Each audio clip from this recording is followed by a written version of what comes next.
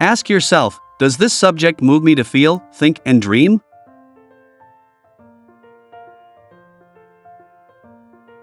A photograph is usually looked at, seldom looked into.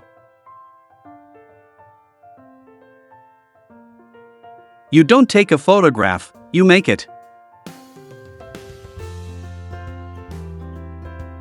Photography, as a powerful medium of expression and communications, offers an infinite variety of perception, interpretation, and execution.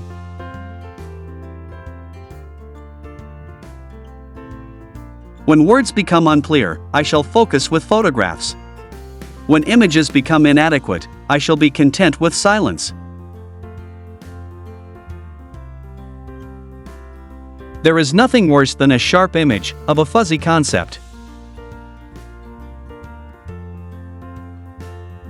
There are always two people in every picture, the photographer and the viewer.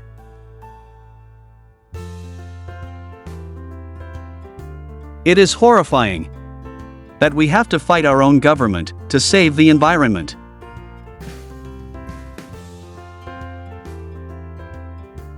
"12 significant photographs in any one year is a good crop."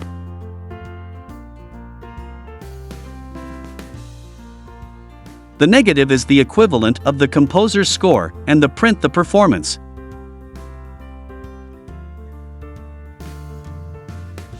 You don't make a photograph just with a camera. You bring to the act of photography all the pictures you have seen, the books you have read, the music you have heard, the people you have loved.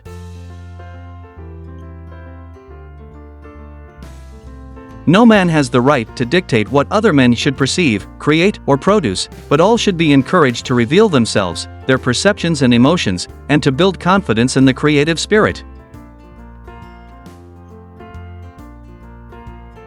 A great photograph is one that fully expresses what one feels, in the deepest sense, about what is being photographed.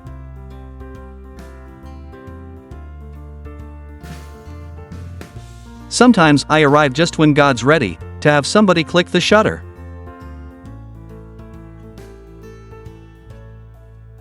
Landscape photography is the supreme test of the photographer, and often the supreme disappointment.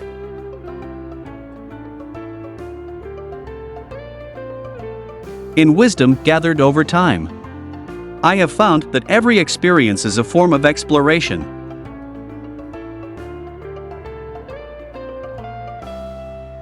Not everybody trusts paintings, but people believe photographs.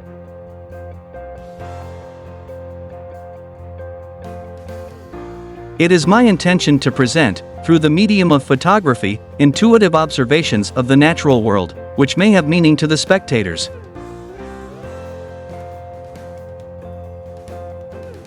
Dodging and burning are steps to take care of mistakes God made in establishing tonal relationships.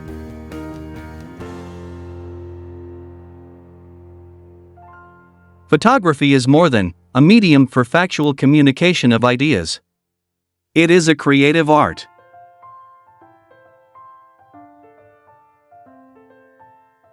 Yosemite Valley, to me, is always a sunrise, a glitter of green and golden wonder in a vast edifice of stone and space.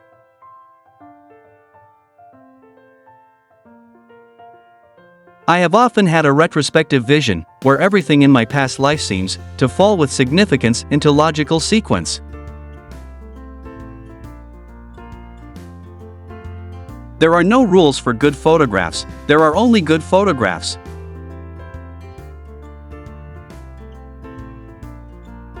The single most important component of a camera is the 12 inches behind it.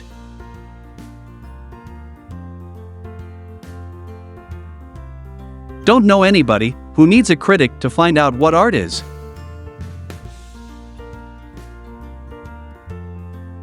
A good photograph is knowing where to stand.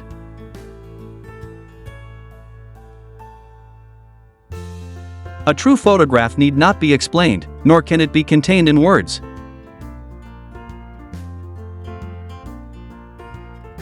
When I'm ready to make a photograph, I think I quite obviously see in my mind's eye something that is not literally there in the true meaning of the word.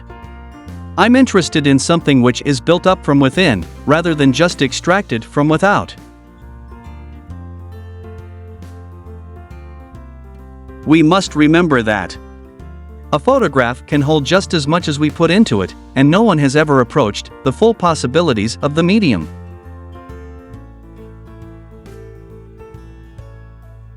In a strict sense, photography can never be abstract, for the camera is incapable of synthetic integration.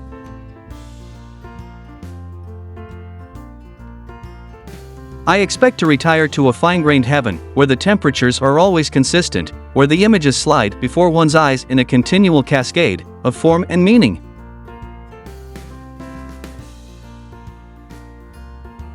Impression is not enough. Design, style, technique, these, too, are not enough. Art must reach further than impression or self-revelation.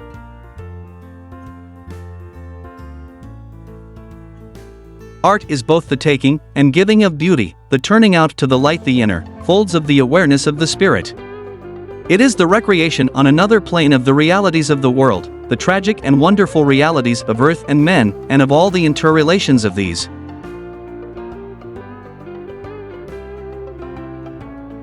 How high your awareness level is determines how much meaning you get from your world. Photography can teach you to improve your awareness level.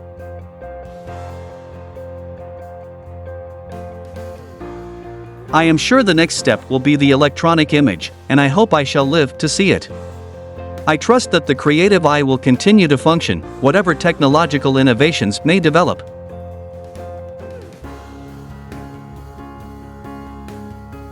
One sees differently with color photography than black and white. In short, visualization must be modified by the specific nature of the equipment and materials being used.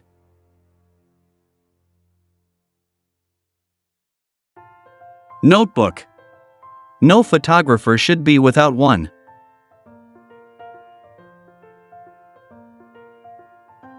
The sheer ease with which we can produce a superficial image often leads to creative disaster.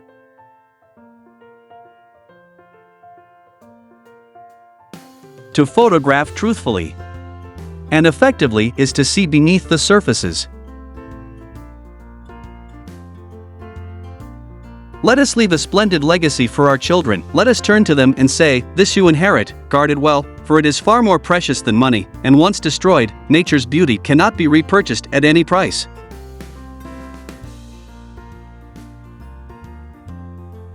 I believe the world is incomprehensibly beautiful, an endless prospect of magic and wonder.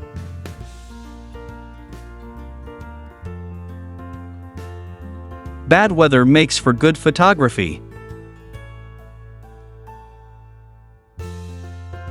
I believe in beauty. I believe in stones and water, air and soil, people and their future and their fate.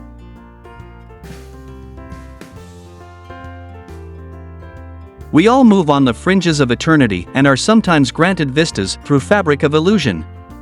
Many refuse to admit it. I feel a mystery exists. There are certain times when, as on the whisper of the wind, there comes a clear and quiet realization that there is indeed a presence in the world, a non-human entity that is not necessarily inhuman.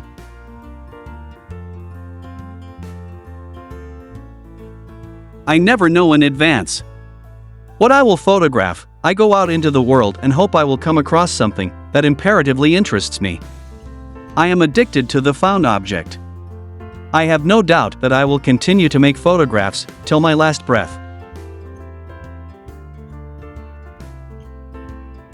Today, we must realize that nature is revealed in the simplest meadow, woodlot, marsh, stream, or tidal, as well as in the remote grandeur of our parks and wilderness areas.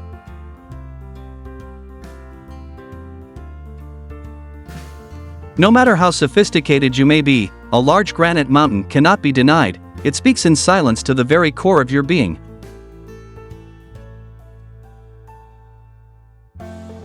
Both the grand and the intimate aspects of nature can be revealed in the expressive photograph.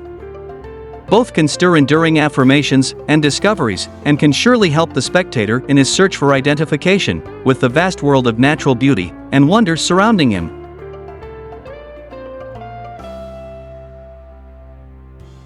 There are no forms in nature. Nature is a vast, chaotic collection of shapes. You as an artist create configurations out of chaos. You make a formal statement where there was none to begin with. All art is a combination of an external event and an internal event.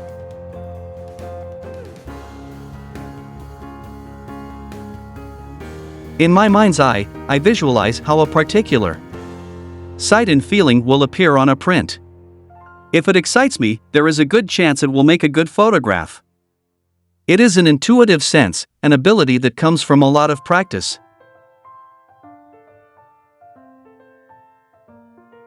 I tried to keep both arts alive, but the camera won. I found that while the camera does not express the soul, perhaps a photograph can.